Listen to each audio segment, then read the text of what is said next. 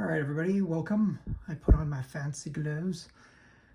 Today, in case you haven't seen the Zen Market unboxing video I just put out, we have something very special today. We have a brand new, never used Sega Dreamcast. Now this was not the original release. I think it was the one that came out right after that. As you can see, in Japan they had these series of commercials where this guy was going around trying to sell people a Dreamcast. So the family of this, oh yeah, actually maybe this was the original release because it says 1998, November 27th. Wow, that's pretty cool. Not sure. Maybe I'm wrong. Maybe it is the second one. Or maybe it is the first one, I'm sorry. But this is what the box looked like in Japan, at least one of the many boxes from Japan. But yeah, this was sent to me by the original family who went ahead and bought this back in the day. They bought it, they never used it, they had it in a closet, and by the time they got around to thinking about it, the PS2 was coming out and they just put it in storage. You'd be surprised how often this happens in Japan. This similar type of story happened with a Neo Geo CD that I purchased several months ago. And they tend to keep their stuff, their possessions, and we don't. So happens more often than you think. It's not super common or anything, but still. Got it for very cheap, and I wanted to replace the Sega Dreamcast that I have right now. Not that it's in bad condition, it's not. It's just there's a few scratches on the top of the lid that bugged me. Not enough to really do anything, but when I saw this, I had to jump on it. So if you see other accessories and systems laying about on the floor, it's because I just did that Zen Market unboxing. So if you haven't seen that yet, spoiler alert, and spoiler alert, and stuff off camera, you can't see it anyway. So let's go ahead and start unboxing this, huh? I haven't unboxed a Sega Dreamcast since I got a brand new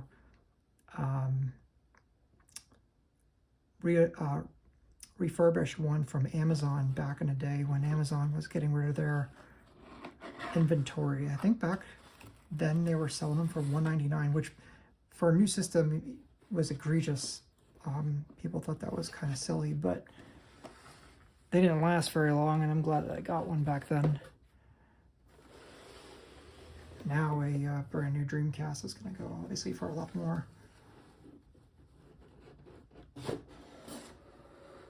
Try to do my best to kind of keep this all together here. Now this has been opened. It's just not been played, if that makes any sense. He opened it to take pictures, so I'm not exactly sure where this is supposed to go. But as you can see here, the manuals are sealed. I'm not going to be opening these up.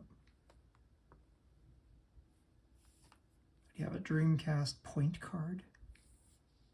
Looks like some sort of membership card, maybe a credit card. Difficult to say. It looks like a membership card. I'm assuming you can use these when you go to the store and make purchases. Then you have your manual.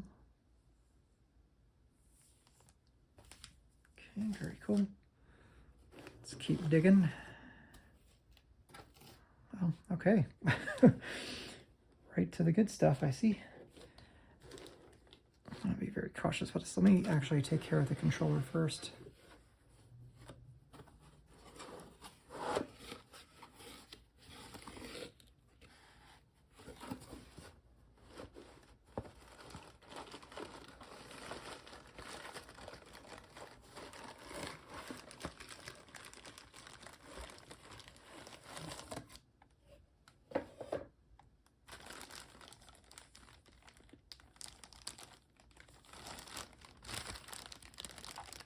Wow. It's got the zip tie still on the cradle.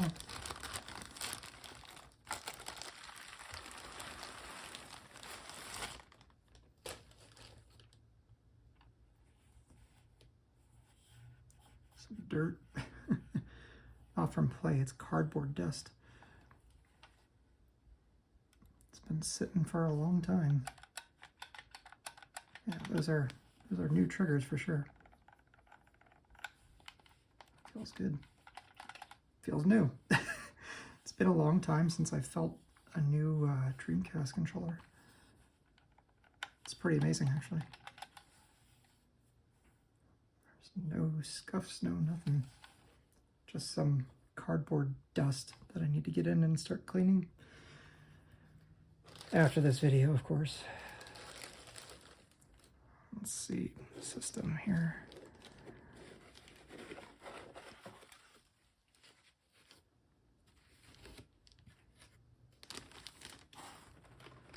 Assuming the cables are underneath. Yes. That's trippy.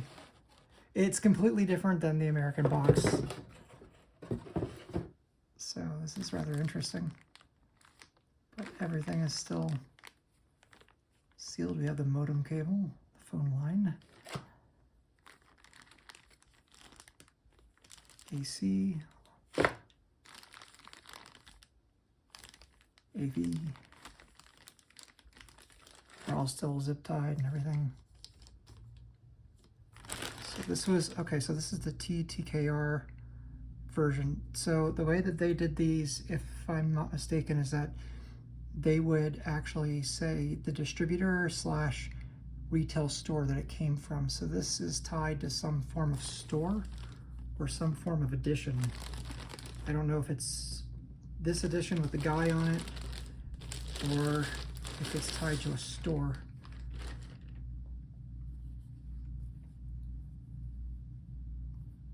But yeah, that is scratch free. Scratch free as scratch free can be.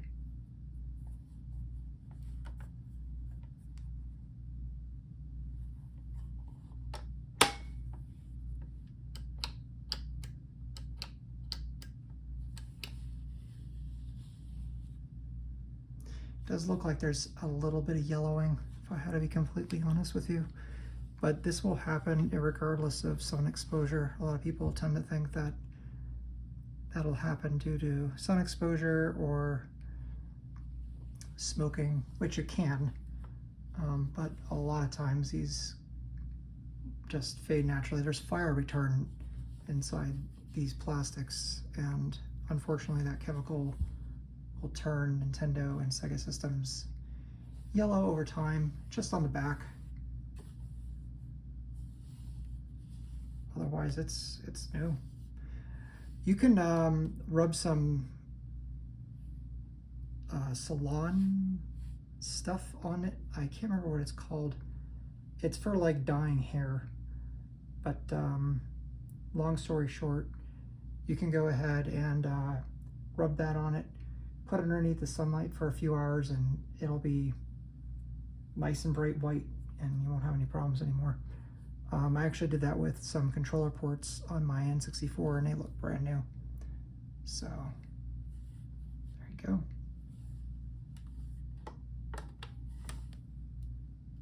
Now this is interesting. There's a metal fan here. If this was a launch version, the metal fan, the metal enclosure on the fan means that it's a V0. So, which is a Revo model. Most are going to be Rev 1 or Rev 2. But a Revo is usually tied to like a kiosk or some Japanese launch models like this. They have completely different internals. So there's like a heat pipe system in here. You have the aluminum block fan. Basically, they're made to be more robust. And the future ones have a black plastic enclosure. So I can already tell you this is probably a Revo. Yeah, so that is pretty nuts. As you can see here, we have the modem. And it doesn't want to come out. probably don't need to take it out anyway. So, but there you go. Put it back in its home here.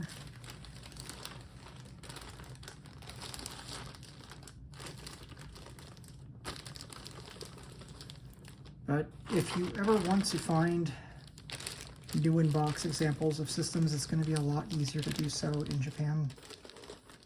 Don't get me wrong, these can go for decent money over there too. It's just the prices there tend to be a hell of a lot cheaper than they are here. And then the price of importing things as well is high, especially on something heavy like a complete in-box system such as this. I think it's this way. Yep. And yeah, so if you can, I definitely recommend going through a place like Zen Market for sure. Maybe it's this way. That's it. Because you'll end up paying a lot less money. That being said, and I've seen this happen with PS1 before in the past.